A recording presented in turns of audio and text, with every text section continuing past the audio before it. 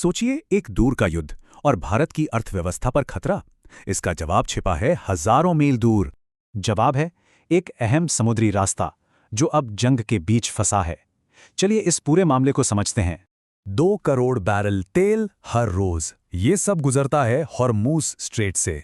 ये आंकड़ा वाकई में बहुत बड़ा है।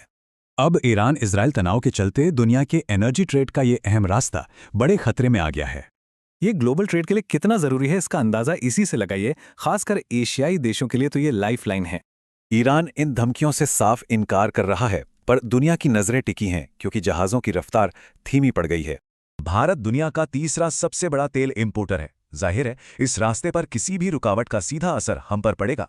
अपनी एनर्जी सिक्योरिटी के लिए भारत ने रूस से तेल लेना शुरू किया, पर अमेरिकी प्रतिबंधों ने इस रास्ते में मुश्किलें खड़ी कर दी। ये 30 दिन की छूट एक टेम्परेरी रिलीफ तो है, पर ये कोई लॉन्ग टर्म सोल्यूशन नहीं है। तो ये छूट क्या एक मदद है या एक तरह की लगाम? सवाल बड़ा है। देखिए, बात सिर्फ एनर्जी की नहीं है, बात है भारत की स्ट्रेटेजिक ऑटोनॉमी की, यानी अपने फैसले खुद लेने की आज़ादी की। और कहानी में एक ट्विस्ट आता है। खुद अमेरिकी सुप्रीम कोर्ट ने उन टैरिफ्स को ही गैर कानूनी ठहरा दिया।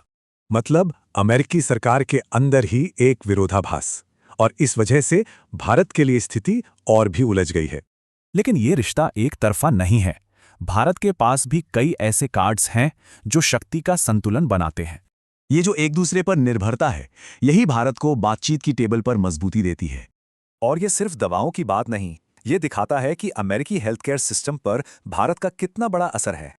यही वो ताकत है जिससे भारत एक ज्यादा बैलेंस्ड और फेयर ट्रेड डील की मांग कर सकता है। अभी जो ट्रेड डील का प्रस्ताव है वो साफ तौर पर भारत के पक्ष में नहीं है, और इसीलिए एक बेहतर डील की बात हो रही है। तो रास्ता साफ है, अपनी संप्रभुता पर जोर देना, अपनी ताकत का सही इस्तेमाल और एनर्जी के लिए नए रास्ते खोजना। ये पूरा संकट एक बड़ा सवाल खड़ा करता है। आज की इस जुड़ी हुई दुनिया में आर्थिक आजादी की असली कीमत क्या है?